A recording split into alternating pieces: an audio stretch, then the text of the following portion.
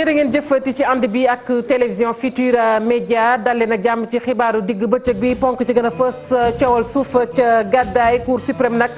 dana addu rek ci mbirum nag lu ëpp ñeenti hectares yooyu di coow li loolee sax indi ab xaajaloo ci ñenn ci askan way yeewoo ca yëmbal lu toll ci ñaari téeméer ak juróom fukk ak ñetti borom kër yi nga xamante ne ñoom la ñu tojoon seen i dëkkuwaay ñu ngay wéy di laaj nag seen i terrain bétenti gannaaw nag ñaari at yu jéye yooyu amoon ba ñaar fukki jigéen ak benn ñàkkoon ca seen bakkan daal nañu rek dafa nemmeeku ca dëkk boobee xool nag ndax matuwaay yi ñuy waxoon jël nañu ko am déet ñu ne loolee lu dëggu la ndax foofee lu soxal gilet de sauvetage yi ñu ngi sàmmonteeg moom waaye tamit li nga xamante ni moom mooy gaal yi nangootuñu ko chargé ba mu fees loolu yëpp ñu gis ne nag bokk na ci lu juróon rek giraawaali googu daan ci ànd ak Aminata Goudiaby ma toogal groupe Futurs Médias ca diwaan boobee Khady Fall Tall mooy ganu xibaar yi tey ji leen jiital AFAO bu ñu ko déggee nag muy mbootaay gi ëmb soxna yi fare Afrique sowu jant ñoom nag mbootaay googu la ñu xamle rek mooy yëguñu seen bopp ci dialogue national bi daañu waxtaanee ponk yi am solo maa ngi lay nuyu Khady Fall Tall ma ngoog kon daañu waxtaane rek ponk yi am solo ñeel tolluwaayu soxna yi ci Sénégal ci àll bi ci Afrique daanu addu tamit ambassadeur bu Burkina Faso di ndaw li toogal réew moomu fii ci Sénégal def na ab nemmeeku fële ca kaso bu Tambacounda muy Jacob Ouédraogo moom nag gannaaw bu mu nemmeeku rek kaso boobee xoolit ay ñoñam nañu fa nekkee mi ngi sàkku nag doomi réewam ñu tëj leen foofu ñu fexe rek ba baal leen maanaam grâce présidentielle tàggat yaram Liverpool Tottenham ca kanam lay doon bu 18h tegalee mu nekk nag finale Ligue des champions mu nekk nag finale boo xamante ne nag ñu bari njort nañu sax ne Liverpool kon mën naa jël raw gàddu gi waaye nag ñaari équipe la yoo xamante ne xamante nañu bu baax a baax mbokk yi ponk yaa ngi nii bu ngeen taaxirloo tuuti ñu faram fàccee xibaar yi.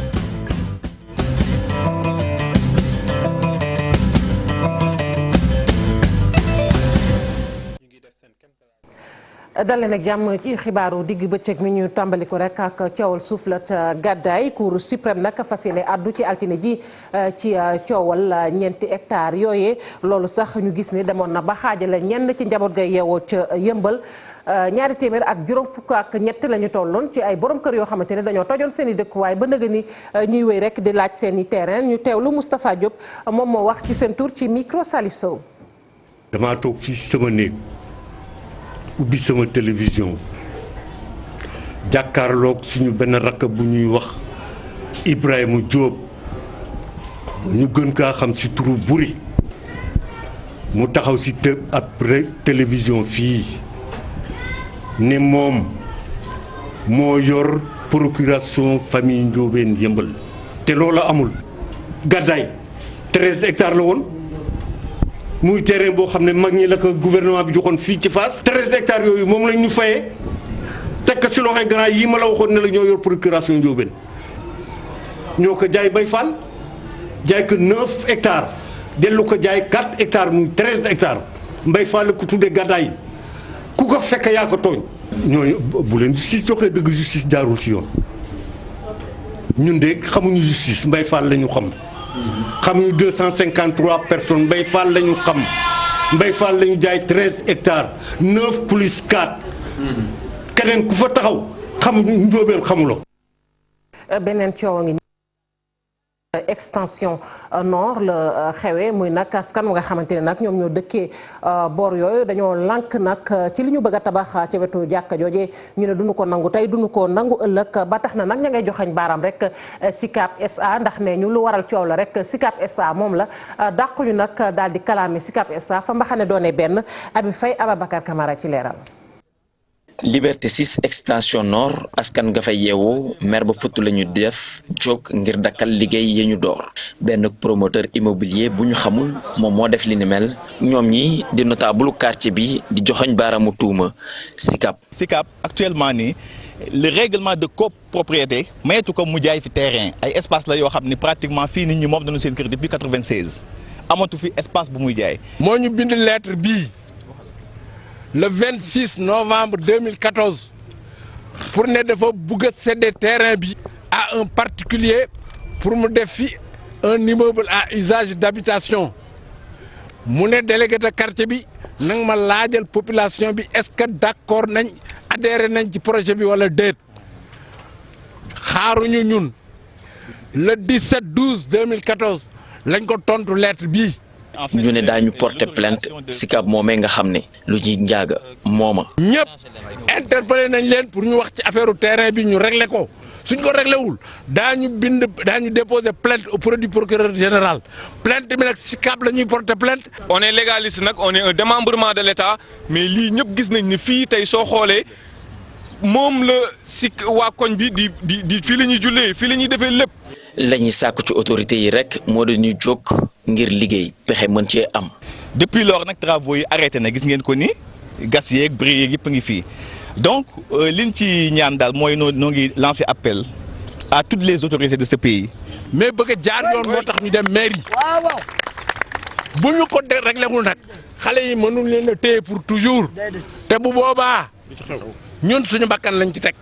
bayaalu jàkka ji ñoom waa Liberté 6 extension nord fii lañ yàgg di def seen i yëngute bokk na ci seen i conférence waaye itam di fi jullee seen i néew. Abi Faye ñu koy jaajëfal ñu dem ba Bettenty def rek taxaw seetlu gannaaw nag jëye jëfa amoon am na ñaar fukki at ñaari at lay may jéggalu ñaari at ci tey ci fàttali ñaar fukki soxna ak benn ñoo ñàkkoon seen bakkan gannaaw ba seenub gaal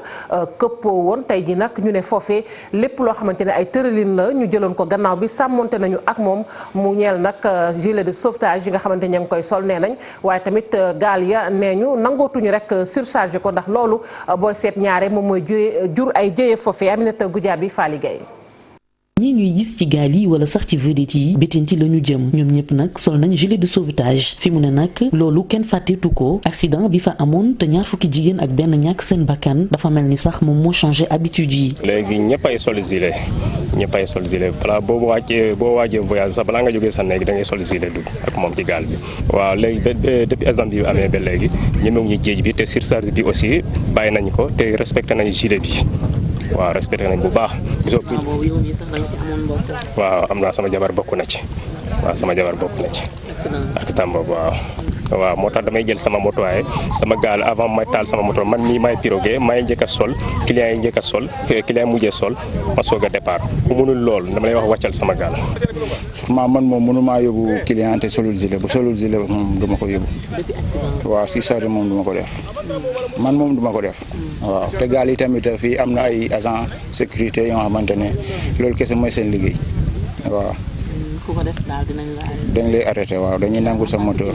service des pêches ak itam police de l'air et des frontières bi nga xam ni teew na léegi ca zone ba dafa mel ni sax ñoom ñoo gën a tax nit ñi di respecter lu ni mel. am nañ fi la police am nañ fi ASP am nañ fi ki nga xamante ne mooy saytu géej gi moo yore géej gi di un agent assermenté de la pêche ñu érigé Bettenty en poste léegi Bettenty poste la ci wàllu géej gi wax dëgg yàlla ci côté agent des parcs aussi ñoom it ñu ngi lëkkaloo liggéey di saytu kaaraange bi nga xamante ne moo war a am si géej gi. accident boobee nga xam ne nag am na ñaari at gannaaw ba mu amee président de la république demoon na fa moom Macky Sall defoon fa ay promesses yu bëri waa dëkk bi nag ñu ni investissement yi sax tàmbale na. li ki gën a yéeme mooy centrale dernière génération bi nga xamante ne centrale hybride la courant la de présent indil nañ ko incha allah fan yii dinañ am courant 24 heures sur 24. waaye ñoom waa dëkk ba itam tooguñu rek di xoolee ay initiative ñu ngi koy jël ngir rek développer seen dëkk bu ñu mel. jotoon nañu def ay réalisation yoo xamante ne surtout côté santé jéem nañ jënd benn tricycle pour la population parce que avant et aussi association jéem na aussi mu ubbi benn dépôt de pharmacie fii Bettenty clôturé nañu le CM mur de clôture du CM ak digue de protection surtout ça waa population ñoo taxaw cotiser seen wàll bi pour ñu mën a def seen digue de protection yi. projet def Bettenty ab commune nag ñu ni léegi mu antu ndaxte processus bi avancé na bu baax a baax su sukkandikoo ci ñi nga xam ni ñoom ñoo fa dëkk. ñu koy jaajëfal bu baax a baax Aminata Goudiaby waxoon naa ko ci ndoxteel li ganu xabaar yi Khady Tall Fall njiital régional AFAO bu ñu ko déggee nag muy mbootaay gi nga xamante ni moom moo ëmb soxna yi fare Afrique sowu jant maa ngi lay dellu di nuyu bu baax a baax Khady Fall Tall. maa ngi lay fay di la sant ci invitation bi di la gërëm di rafetlu aussi seen liggéey ak seen taxawaay ci dëkk bi. Mangook xam naa dinañ wax ci soxna yi waaye dialogue bi dinañ ci wax ndax dëgg-dëgg moo waral woote bi waaye rek ban jàngat ngay def balaa ñuy jàll ci dialogue national bi dellusiwaat ci soxna yi après muy reportage bi nga xamante ni jàll na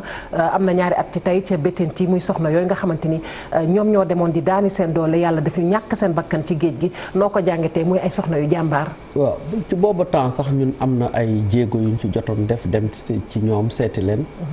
et puis di naqarlu li xew nu mu demee ndax li tax ñoom ñooñu ñëpp dañ doon xëy di daani seen doole yore seen kër donc ñaar fukki jigéen ak benn bu ñu loroo ci dara mën nga wax ne ñaar fukki famille ak benn am nañ problème de survie et de résilience ndax ñoom ñoo yore kër yi ñoo leen di dundal seen jàmbaaraay ci domaine yëpp du ci ressources halieutiques yi ñu doon liggéey rek domaine boo gis seen taxawaay ñu ngi ko ci nemmeeku di leen yeesal suñu njaaltam ci waa dëkk ba di sant aussi gouvernement bi président ginnaaw ba mu fa jógee ne ñañ fa war a matale yëpp matale nañ ko ba am ñu fa dolli. loolu duñu mën du rafetlu ko tey ñaan yu mel noonu toujours ñu koy def avant catastrophe bi di am. ndax jigéen ñooñu dem buñ sañoon fekke loolu tey waaye ba tey ñu ngi sant bu baax. les réalisations yi ñu fa jot a def pour jigéen ñi. Mangook mbirum jigéen ñi daanu ko wéyal ci kanam tuuti waaye dañuy rek jàll ci dialogue national bi ba noppi waxoon naa ko dialogue national bi yéen mbootaay nga xamante ni yéen a ëmb soxna yi fare Afrique sowu jant yëgu leen seen bopp ci dialogue national bi mu doon lu leen metti nag. as loolu moom da nga dul sax comprendre lan moo ko waral pour nga mën a xam yow ndax da nga war defaraat sa toogaay wala noo lan la parce que du tey rek. jëkk nañ fi def dialogue 2016 defe naa ne doon nga dégg tam jigéen ñi wax ne gisuñ ci seen bopp mais booy xool bu baax problème mu jigéen ñi Sénégal xaw ma yeneen dëkk yi nag nga xam ne loolu taxul tey waxtaan bi jóg mais Sénégal gii moom affaire jigéen ñi ñoom ñoo jàmbaareel seen bopp seen taxawaay ñoo ko kiyal seen bopp mais booy xool bu baax gouvernement bi jox leen cër bi nga xam ne du point de vue social parce que am nañ ministère de la femme loolu c'est institutionnel et c'est politique waaye booy xool tey dëkk boo dem koñ boo dem ba ci Bettenty bii ñu mujj a wax jigéen ñi ni ñu jàmbaare sur le terrain di liggéey au jour le jour am baat boo xam ne bi waroon nañ ko am ci dëkk bi tey mais nag amuñu ko donc man bi affaire bi xewee ba léegi dafa fekkuma fi woon sax ma ñëw xale yu président organisation yu bari jël seen téléphone woowu jaaxle di mettitlu mën leen lii du lu bees 2016 est-ce que woowoon nañ leen ñu ne déedéet ma ne kon bokk ñu woo 2019. pourtant bu ñu xoolee di njiitu réew yi ñoom heure bu ñuy wax wàllu koom développement luy jëmale Sénégal kanam ñoom dañu naan mënuñu wax wàllu koom-koom te duñu jiital jigéen ñi. waaye Astou xam nga accès aux instances de décision. yéen ñëpp. même ku dul spécialiste genre sax. xam nga ne dafa baax. pour jigéen ñi am seen toogaay. am seen matuwaay fi nga xam ne xel dañ fay war nekk di waxtaan. mais xoolal jigéen ñi fan lañ am une représentation. institutionnellement parlant fan lañu am représentation. boo ko xoolee bu baax ñun. ñii ñëpp. yàlla def na ñu ngi woon conseil économique et social conseil de la république ba 2012. 2012 ba léegi.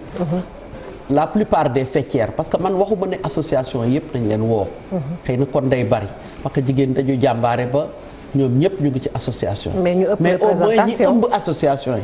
faîtières yi li ñuy wax faîtière. ñi nga xam ne ay umbrella lañu comme ni ko anglais. yu mag yi daal yu mag yi. waaw lu bon ñu dajale ci ñett wala ñeent woo leen bu dara amee ci réew mi ñu leen ci boole ndax du 4 avril du décoration boo xam ne bii dañuy toog ne tey jii day. président ngi sargal ñi nga xam ne dañu sonn ci dëkk bi jël ci jigéen ñi nañ ko daan defee avant léegi dañ daan laaj organisation yana fi nekk ministère de l'intérieur mënu jox ko tus waaye nag bët bu ubbeeku di nga gis jigéen ñi li ñuy def sur le terrain réalisation yi ñuy def auprès des populations investissement yi ñuy def auprès des populations les actions non monétaires parce que am na monétaire parce que ñu ngi séddale ay dund ji ko def jigéen ñi di leen taxaw tey jii journée du lait laa jóge nii jigéen ñi kese ñoo fa exposé ku ne meew wax jigéen journée mondiale du lait jigéen ñaa nga fa ku ca nekk yaa ngi korkori di wut loo def ministre bi rafetlu ko mais dañu bëgg nag ñu xam ne jigéen ñi wax dëgg yàlla mbaam gàtt na waaye ci jur gi la bokk. dañuy wax société civile mais nous sommes la majorité de la population et par conséquent la majorité des organisations de la société civile te duma tàyyi di wax ne ñetti xeetu société civile moo am il faut ñu ràññee ko gouvernement bi tam ràññee ko ku ci ne mu jox la lii sa cër parce que société civile yiy saytu affaire politique affaire élection affaire leneen mënuñu représenter jigéen ñi société civile bi nga xam ne tamit dafay nekk ci affaire droit de l'hommiste yi mënuñu représenter jigéen ñi comme jigéen ñi it mënuñu leen représenter donc ñetti xeetu société civile yooyu ñun ci bu développement la ñu bokk. société civile de développement. ñu nuy woowee acteurs non étatiques dans toutes les littératures Union européenne ba ACP man maay coordonné 74 pays yi bokk ACP maay coordonné seen acteurs non étatiques te dëkk bi ma dëkk la yàlla xam doy na mënoon ne tey jii lii laa fi représenté waxuma nag pour sama bopp. parce que dëgg-dëgg. de manière générale. waaw de manière générale. boo gisee ñi ma bind yëpp yónnee ma ay message ay responsable te pourtant am na ay urgence yoo xamante ni soxal na wàllu urgence bi ci jiitu yoo xam ne waroon nañ ko waxtaanee ci dialogue national bi urgence yooyu yan la sécurité et les attaques les violences faites aux femmes fan yii yëpp ñaata jigéen lañ fi rey ñaata jigéen lañ fi agressé ñaata jigéen lañ fi viol ba suñu doom bi dëkk Tamba loolu rek waroon na tax ba tey jii population yi di fipp di laajtewaat peine de mort pour wekk jigéen ñi pour préserver jigéen ñi protéger leen donc yooyu yëpp c'est des questions yoo xam ne dañu foogoon ne ku gëmm sax gis nga ko beneen bi aussi boo jëlee wàllu développement rek 51% de la population africaine rawatina Sénégal ay jigéen lañu waaw boo jógee di développer doo da ngay fàtte majorité bi kon loolu nekk na loo xam ne c'est pas démocratique parce que aussi bien du point de vue arithmétique que du point de vue démocratique doo mën a comprendre loolu naka la demee boo xoolee d'ailleurs loolu tax même du point de vue politique parce que man dialogue bi ñu may soog a woo xale yi di expliquer dama leen ne non si c'est politique soxlawul ñun ñu fay fipp du dem parce que gis ngeen ne ñun am ñu représentation ci politique bi na mu ware xëy na am ñu doole yooyu mais pourtant ñooy voté si tu prends le corps électoral ñiy voté ñiy sànni carte majorité bi ay jigéen lañu donc loolu yëpp tey jii ñun dañu yaakaar ne rek président daf ko faay daf ko xel génn na ci te tam kenn mënul jàpp lépp mais ñu ngi wax lii pour que ñi nga xam ne ñoom la ko confier ba ci moom ci boppam mu xam ne nag ñun on a patienté boobu ba léegi institution instance yu ñu nekkoon yëpp nekkatuñ ci représentation yi ñu war a am amuñu ko cër bi ñu war a joxuñu ko le 8 mars c'est vrai ñëpp a ko bokk mais au-delà du 8 mars chaque jour est une bataille pour toutes les femmes du monde. rawatina nag femmes Sénégal. rawatina ak femmes yi nekk ci àll bi. également nekk ci àll bi parce que wax nga ko sànq ci sa biir wax jigéen ñi booy xool daanaka ñoo yeewu fajar. ñooy njëkk a jug ñooy mujjee tëdd. entre 12 et 18 heures de travail loolu béyitee ko wax man waxuma. tey jii boo doon xayma sax taxawaayu jigéen ñi ci àll bi tey lan ngay wax parce que jafe-jafe yi bari na te wax nga ko jëluñu ko en compte ci dialogue national bi. boo dee def xayma en compte seetlu taxawaayu jigéen ñi jël en compte jigéen ñi ci àll bi jël jigéen rek sax. jigéen en général du yow yaa ngi fi. xool nga keroog saal ba. est-ce que saal ba représenté nañ fa 51%. dëgg la. est-ce que salle ba représenté nañ fa sax 2 ou 3% loolu nag nekk na loo xam ne ñun dina am ay organisation yoo xam ne sax man du sama bos parce que dama ragal ne xëy na bu lii bu amee ay bind lettre kii yooyu sax xëy na du ko mat parce que ñun ñëpp ci dëkk bi lañ dëkk mais terewul ñuy wax président Famara ak général Niang gannaaw bu leen président wóoloo opposition bi wóolu leen acteurs politiques yi wóolu leen nañu fàttaliku ne jigéen ñi ñu ngi ñaxtu ci seen taxawaay bu ñàkk a matale. ndax y a des secteurs importants dans le monde comme l'éducation et la santé jiitu na ci les problèmes économiques à la base mais yooyu jigéen ñee ko yore boo ci génnee jigéen ñi léegi kan ngay dugal le problème de sécurité qui s'abat sur le Sénégal tey jii laaj na ñu def ci ay taxaw seetlu. donc sujet yooyu yëpp dialogue bu amee un dialogue doit être multisectoriel mais dialogue monologue boo xam ne ça va dans la politique dëgg la politique bi priorité la parce que bu ñu amee ay divergence dëkk bi du dox priorité yi ci soxna yi lan la wax nga ko naam bokk leen ci dialogue bi waaye yaakaar naa également sa baat war naa mën a yegg fu sore xëy na ba li nga xamante ne jàpp nañ ne xëy na ab njuumte la ñu mën a jubbanti tuuti priorité yi ci lan la priorité ci femmes yi tey fi ñu toll tey affaire sécurité daf ci bokk ndax yi fi xew mais daf ci fekk priorité yoo xam ne depuis 1960 ci lañ nekk le taux de pauvreté jigéen ñi pauvreté bi daf leen bàyyeekul ba léegi ñu bëggoon ñu dolli ay outils économiques yu leen accompagner maa ngi koy wax ministre de l'élevage léegi ci affaire u lait bi defal leen ay kiosque yu mucc ayib yu rafet ñuy sol blouse defar lait yu baax a baax ñu taxaw di ko jaay te dootuñ yenu leket ci naaj bi parce que développement du dara lu dul quitter une situation difficile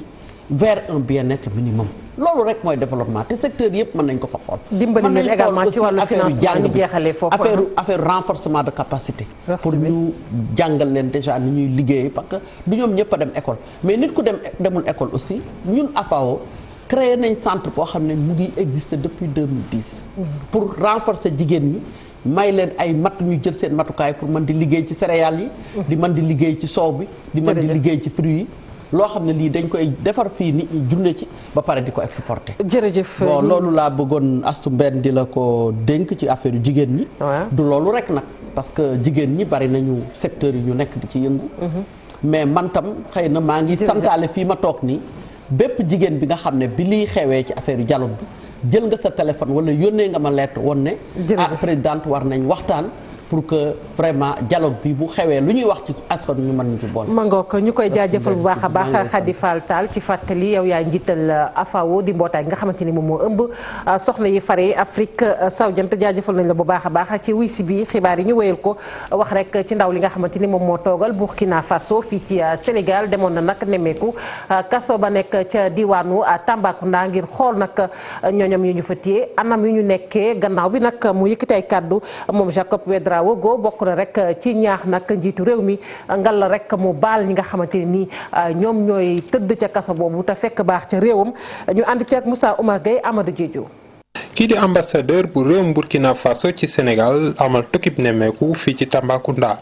Jacob Ouédraogo daal di nag dem seeti ki nga xam ni moom mooy jiital diwaan bi di gouverneur bu Y'en a marre jóge fa daal di dem ci procureur de la République tribunal grande instance bu Tambacounda di Demba Traoré bi mu fi jógee mu dem fële ca maison d'arrêt et de correction muy prison bi nekk ci Tambacounda bi mu pare mu seeti commissaire police ak commandant légion gendarmerie est ki nga xam ni nag moom mooy Jacob Ouédraogo dellu si na ci ñaari doomaan burkinabé yoo xam ni ci jamono ji ñu ngi fii ci kaso bu Tambacounda. Nous gardons espoir que probablement ils pourront être élargis à la faveur des grâces présidentielles. waaye itam ba tey rafetlu na ci seede yi nga xam ne daal kilifa yi nekk ci Tambacounda seede nañ ni doomu Burkina Faso yi nekk ci Tambacounda daanaka ñu ngi def seen kéemtalaay kattan ngir bokk ci lépp loo xam ne dafay koomal dëkk bi. Et la preuve, l'illustration parfaite, c'est le docteur Milogo lui-même, un éminent chirurgien qui est très reconnu, très apprécié et au niveau de Tambacounda ici et de toute la région. ki nga xam ne moom mooy Jacob Ouédraogo nekk ambassadeur bu Burkina Faso fii ci Sénégal nee na bu jógee ci Tambacounda dafay dem fi nga xam ne moom mooy ci diwaanu Kédougou ndaxte nag bari na ay doomu burkinabé yoo xam ne tey jii ñu ngi liggéey bu am solo lu jëm ci wàllum fële nga xam ne foofu la ñuy jeexee wurus wi nekk ci diwaanu Kédougou. gannaaw Tambacounda ñu yegg ba diwaanu Ziguinchor ak étudiants yu nekk ca daara ju kawe jooje ñu duppee Assane Seck ñoom nag amaloon nañu rek ab toogaay ñaxtu di sàkku nag ci kilifa yi ñu jox leen seen i bourse ñu ne nag duñu ca yem bis bu ñu leen fayul seen i bourse rek ñoom fas nañu yéene nag gën a kon dooleel seen xeex boobee Moussa Abdou Fall ñu teewlu ko moo wax ci turu étudiants yooyu. li waral position bi parce que dañoo sonn dañoo taay bañ mun a tuñ démb lañ jóge Dakar démb ñu ñuy wax ak yow voyage joo xamante ne dañoo def ñetti fan ci yoon bi di dangi ndax ñu fay ñu suñuy bourse mënuñoo dem ba Dakar ba pare waxtaan ak directeur des bourses ba pare mu ne ñu état yi génn Ecobank war ñoo fay te dafa am loo xamante ne la ñuy wax état liste la boo xamante ne bu génnee direction des bourses ñoo koy génnee te bu xasee génn Ecobank dafa war a respecter règlement de paiement dañ ñoo war a fay définitivement donc amul lenn loo xamante ne war nañ ko faa xaar fi mu toll nii liste boobu génn na dem nañ foofu ñu ne ñu liste bi génn na liste bi ñu ngi koy gis ñun suñu bopp léegi nag ñu ñëw fii Ecobank ba tey ñi mënuñoo jot suñu xaalis fan lañ ko teg ndax dañoo sonn instant yi nii depuis ñaata semaine ñu ngi xeex ngir lii tey dem tàyyi nañ sonn nañ mënatuñ fu mu toll nii nag ñu ngi avertir autorités yi nii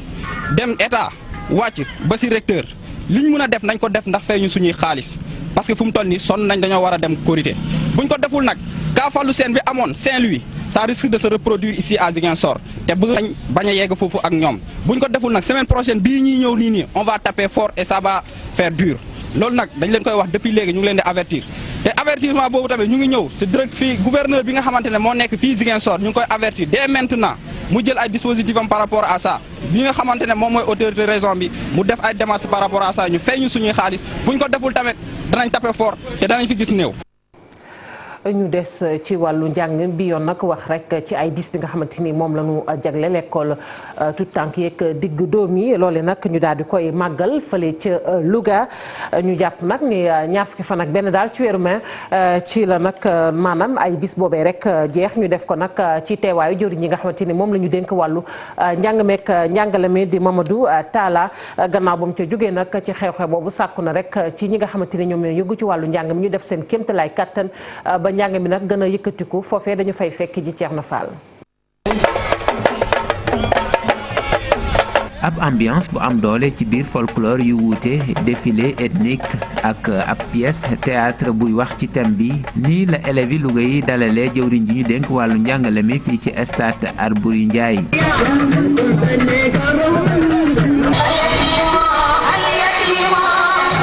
Mamadou Talla ñëwoon fii ci Njàmbur ngir lancer semaine nationale de l'école de base bi nga xamee ni ren ji thème bi ñu ko tànnal mooy une synergie d'action autour de l'école pour une amélioration des performances scolaires. thème bi nag mooy nañu seet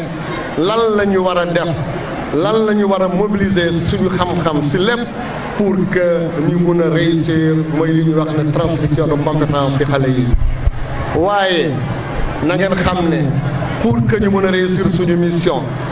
la seule condition boo xam ne ñun gëm nañ ko mooy que nañu xam ne que école communauté la ñëpp la ku nekk am na ci place. jëwriñ ji di xamle ni ngir école bi mën a jëm ca kanam faaw rek ku ne dugal ci loxoom loolu nag mi ngi ci woo mboolem acteurs yi ak partenaires yi yëngu ci wàllu njàng meek njàngale mi. man nag message bi may lancé fii mooy que benn nit mënul régler les problèmes de l'école ñun ñëpp la c'est dans l'unité ñun ñoo war a ànd enseignants yi éducateurs yi parents d'élèves yi ñun ñëpp benn la ñu war a nekk pour que ñu mën a réussir suñu mission. cérémonie lancement bi nag ñu ngi ko amale woon fii ci stade Albouri Ndiaye bu Louga ci teewaayu mboolem autorité administrative yi éducative yi acteur ak partenaire u école bi waaye itam ci teewaayu askanu Louga nga xamee ni ñu bëri teew nañ ngir jàppale ci école bi. ca diwaanu Thiès moom ca daara ju kawe ja nekk foofee nag étudiants yi nga xamante ne nii ñoom ñooy jànge fële ca daara ja nekk ca Touba di daara yi Cheikh Ahmadou Bamba daara ju kawe joojee mën nañoo wéy rek seen tàggatu ca université bu Thiès ay pàcc nag ñu ubbil leen ko bokk na rek ci lépp loo xamante ne soxal na mbirum gëstu ci wàllu xarala yi mbirum gëstu ci wàllu wér-gu-yaram ba ci gëstu ci askan wa lu soxal nag tamit lëkkaloo boobu rek jàpp leen ni def nañu ko ca auditorium bu Thiès ci teewaayu kilifa ya Cheikh Anta Diop Seylatira.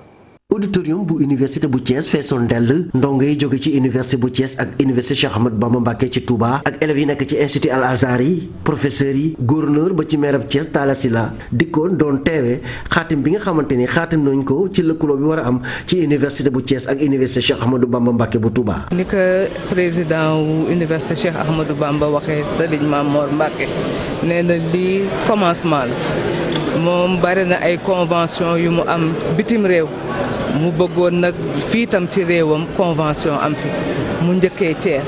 ñu am ci lool mbégte suñu ay étudiants mën nañu jóge fii ci Thiès dem université Cheikh Ahmadou Bamba enseignants itam dinañ am sañ-sañu dem di fa jàngale wala ñoom it seen ay enseignants ñëw di jàngal suñu ay ndongo génie logiciel agriculture sciences agronomiques sciences religieuses sciences économiques et sociales sciences de l'ingénieur affaire u bâtiment affaire u génie civil loolu yëpp muy ay formation yoo xam ne dafa soxal bu baax université Cheikh Ahmadou Bamba muy ay filières yoo xam ne am nañ ko fii ci Thiès. Mame Mor Mbacké ibnu Serigne Mourtada Mbacké wax ne nag liggéeyam moom mooy fexe nag ba jàppale ndongo yi bañ mën leen a tàggat ëllëg ñu am ay métiers. arabisants yi dañu daan seen bachelier yi ñu doon am yëpp dañu leen doon yóbbu ci bitti réew te saa bu ñu demee bu ñu ñëwee léeg-léeg sax ñu am changé am na ci ñoo xam ne dañu leen doon yóbbu am ñoo xam ne ñoo demal seen bopp bi ñu gisee ba noppi tamit dañ leen limité woon ci théologie lu jëm ci science wala lu jëm ci technologie wala lu jëm ci scientifique amul dara loo xam ne daal di nangu ñu ma jàngee ko ci pays arabe yi. bu ñu demee ba loolu ñëw ñu am université bu mel ne bu Thiès moo tax ñu am mbégte ci def ko fii tey. Serigne Mame Mor Mbacke yëkkati na ay ñaan jagleel ko lëkkaloo bi am ci diggante université Cheikh Ahmadou Bamba ak université bu Thiès ngir mu am ndam. Cheikh Anta Diop ñu koy jaajëfal bu baax a baax conseil supérieur bi ëmb nag sëriñu daara yi ñu ngi sàkku rek maanaam coppite googu ñu nam indi rek ci daara yi fexe ba mu gën a dëppoo ak jamono ñu daal di koy gaaw def nag baral ko ngir nag mën koo jëmmal fii ci Sénégal loolu jamono ji képp mooy seenub yitte ba tax na ñu ni teg nañu rek matuwaay ngir loolee ñu matale ko. Ahmed Tidiane Talla mooy coordonnateur ba ñu teewlu ko ak Habib Faye. mooy ñu ngi tàllal président de la République loxo. incha allah di fas yéene ànd ak moom liggéey ngir saafara jafe-jafe yooyu ndax ñun ñëpp xam nañ ne xale yi ñuy nekkee ci mbedd mi jafe-jafe la problème buy dellu ci ñoom buy dellu ci seen famille ak ci société bi. bëgg nañ sax waxtaane ko ak président de la République ñu partagé ko ak moom ngir ñi teg les activités les actions alternatives durables contre la mendicité des enfants. la mendicité des enfants des écoles coraniques lu ñu njëkk ñaan nag mooy projet de loi bi président dimbali ñu ba projet bi ñu yóbbu ko assemblée nationale ñu boote ko su boobaa danañu xam ne gouvernement du Sénégal état du Sénégal am na politique bu mu tëral xale yi yëpp ñu retiré leen ci mbedd mi su boobaa kenn duñu ko yóbbu mu ñëwaat su fekkee ne dañ def ay des mesures d'accompagnement durable. gannaaw loolu bëccëg bi nga xamante ni moom la ñu jagleel li ñu duppee nag archive màggal nañu ko fële rek ca diwaanu ndax foofee nag mu am ay matuwaay yoo xamante ne jël nañu ko ci wàllu archive ñu ne nag faaw rek ñu lëkkale ko ak xarala yu yees yi waaye tamit lu soxal rek kayit yooyu nga xamante ne lakkoon nañu ko ci daara ju kawe jooju di université Gaston Berger loolu it waxtaanee nañu ko ndax ku ne xam ne mbirum archive doon na loo xamante ne dañ koo war a denc ci sunu moomeel la waaye tamit ëllëg mënees na caa yër rek taarixu réew mi. Babacar Ndiong moom mooy directeur bu communication des archives documentation des archives ñu teewlu ko ak Ousseynou Diop. importance bu document am parce que document mooy li nga xam nit ki mën a am xam-xam document mooy li nga xam nit ki mën a même prouver sa citoyenneté parce que soo amul document soo amul carte d'identité mënoo prouver sa citoyenneté mënoo wax ni man citoyen Sénégal donc document li nga xam lu am solo la donc si dundu doomu aadama donc damay faral di wax ni. depuis que nit ki juddu ba keroog mu fi jógee document daf koy topp donc document li nga xam ni lu am solo la donc loolu la ñuy bëgg a woo nit ñi pour ñu gën ko sàmm ñu gën ko jox akam. dañoo seetlu en tout cas jamono ñuy kii ba daaw UGB moo nekk dernier exemple boo xam ni cité naa ko sama discours ba nga xam ni amoon na ay mouvement foofu dem nañ ñu taal archive rectorat d'art archive Crous. li nga xam ne ñun en tant que archiviste dañ ko nekk loo xam ne ñun nakaru la parce que kuy liggéey ci document ra di nga nakaru loolu c'est vrai que comme je l'ai dit tout à l'heure ci sama discours benn deewu nit rey nit mënuñu ko justifier.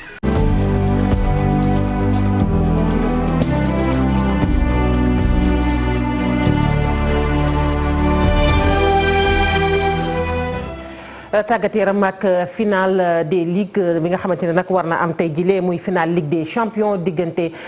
Tottenham lay doon ak Liverpool loole nag bu daanaka 18h jotee lay doon mu nekk finale boo xamante ne nag finale boo moytul du yomb nag ci ñaari équipe yooyu naam sax ñi nga xamante ni ñoom ñooy Reds yi nag jàpp nañ ni ay favori lañu waaye nag nee nañ finale du tuuti ndax mën ngaa nekk équipe bu mag ba noppi am ay joueurs yu xarañ ñëw finale ñàkk ñu teewlu Mayacine Mar moom mooy directeur technique national ñu teewlu ko. final bi en fait final en perspective bu neex lay doon parce que en fait ñaari équipe anglaise la d'abord yoo xam ne xamante nañu parce que yàgg nañu daje mais surtout que ñaari équipe yëpp ku ci nekk dañuy am ay équipe yi ay joueurs yoo xam ne ay joueurs yi xarañ lañu de telle sorte que véritablement dina nekk final bu neex mais final nag comme ni ñu ko waxee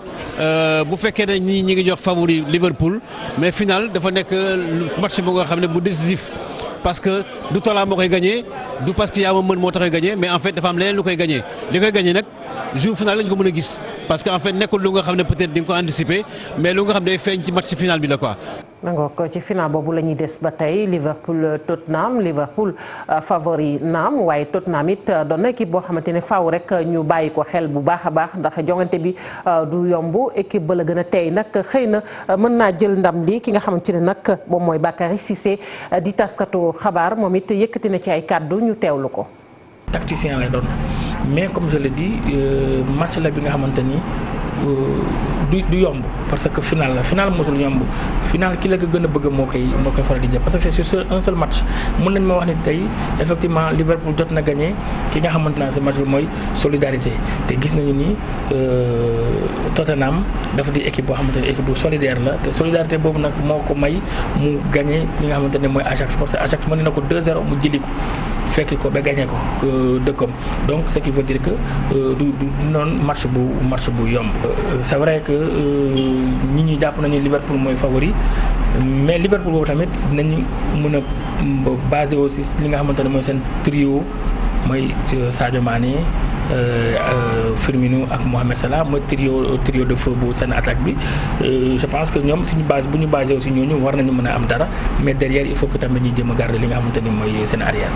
Bakary Cissé rédacteur en chef bu record ñu daal di rek jeexale ci tiis wi nag muy faatuk footballeur bi di José Antonio Reyes daal di nay faatu moom moomee nekk ailier international bu Espagne sax laay wax mi ngi faatu nag ci ab accident club bu Séville nag moom moo ko xamle rek jaarale ko ci xarala yi moom moomee nag di José Antonio Reyes mi ngi toll woon ci fanweeri at ak juróom doon rek joué ci Extremadura nekkoon it deuxième division moom moomu nag ci fàttali tamit mosoon naa rek nekk ca Atlético ak Real Madrid ci carrière maanaam jot naa jaar rek ci ñaari club yooyu ni ñu ko waxee moo daal di faatu ci ab accident.